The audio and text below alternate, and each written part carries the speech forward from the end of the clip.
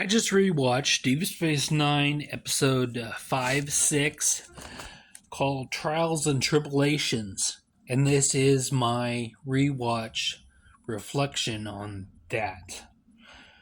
In this video, in this episode, it started out, Cisco was being interrogated. It was across the desk, so it wasn't like a vicious interrogation, by two guys from the Department of Temporal Investigations, which don't really explain. I guess that's a division of the Starfleet that we never heard of before. They were asking him about temporal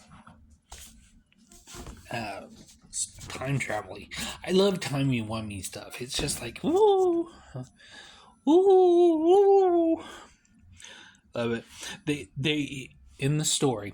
Okay, what had happened was there was an orb of time, and it was one of the orbs that the Bajorans. Orbs are like ancient artifacts that the Bajorans not worship, but revere in kind of a.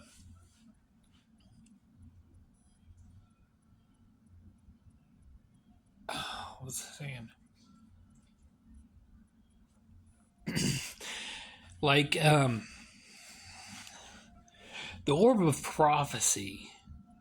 You know, they open that little tabernacle and they have a prophetic vision quest.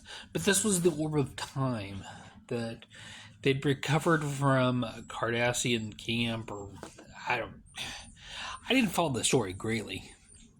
And there was a guy named Darwin. And Darwin had been posing as a human and got into a Cardassian camp. But he was actually a modified Klingon. They did, surgical modifications or whatever. And Darwin and originally had been in TOS, the original series, when the Tribbles were first introduced to Starfleet. I think it was the first time. The first time Tribbles were ever introduced. It was the first time on scene they were ever seen was when what's the name of her name? Cyrano Jones was that merchant that brought the Tribbles on the station K7 that Enterprise was at. I'm gonna watch this episode again. I'm gonna do a rewatch on that because it was funny. I remember it just being a funny episode. But in this episode, they go back to this episode, Deep Space Nine, there was time travel because Darwin he was in custody, and they were going to take him back to, I don't know, someplace in the Federation, and he stole the orb of time and somehow tweaked it so they went back exactly the time whenever the Enterprise was at K7. And his plan was to put a bomb in a Tribble to kill Kirk, and it would redeem the younger self. The younger self would be a hero of the Empire or whatever, and basically change history that way. So it was up to, Cisco and the crew thought they got to recover older Darwin, take him back, and they can't cause any repercussions.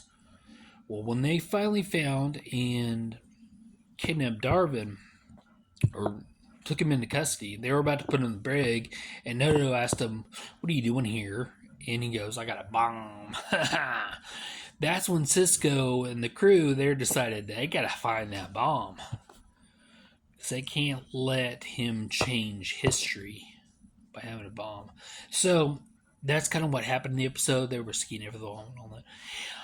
Anyway, okay, I'm not doing it scene by scene very well. My reaction was, I thought this episode was fun.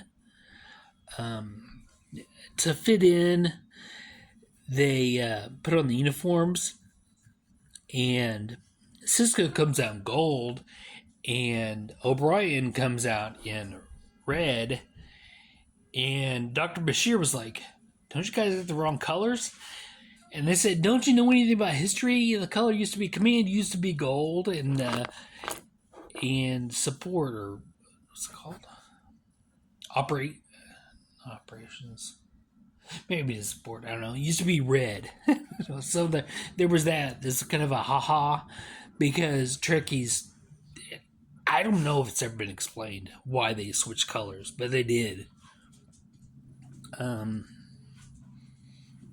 Yeah, I thought that was funny. Okay, the other really funny part I thought is when they were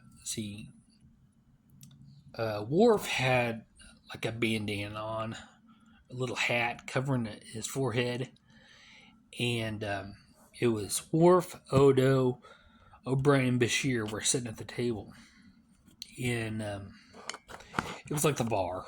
They were sitting at the table in the bar, and the waitress comes up and says, "Don't order Ractor Gino because we don't have it," or whatever she says. "All the Klingons want that." Klingons? They all like, "Klingons where?"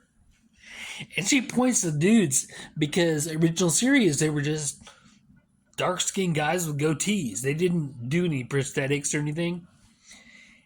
And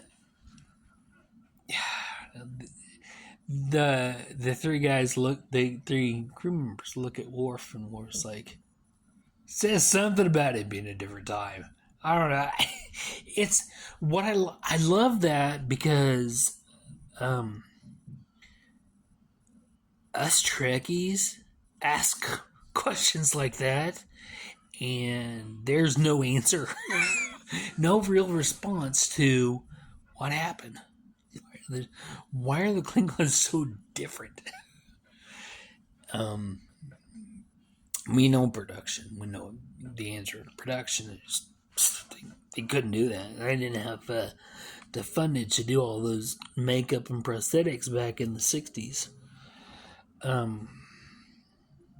But I like that. I like Tribbles. I think they're funny, because it makes me think kind of Gremlins, where they just multiply. But unlike Gremlins, you don't really see them multiply. You just see them sitting there, and a pile of them, and they don't have mouths. How do they eat? They eat and multiply. How do they eat?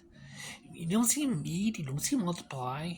You just see them shake and make little noises. But I like Tribbles. I think it's funny, and that goes to show you, even though Trek can be serious, it can also be really silly. This is really silly. The last silly thing, Cisco went to get Kirk's autograph.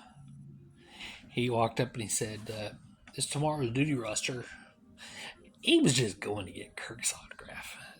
I thought that was funny. I really applaud how the producers were able to seamlessly cut it didn't look like green screened or whatever, but it was the old footage and the new footage. It was really good. And looks like my time is about up. I actually went almost 10 minutes talking about one of the episodes. Wow. Keep watching. If you watch one, watch another one, because I do Trek videos a lot.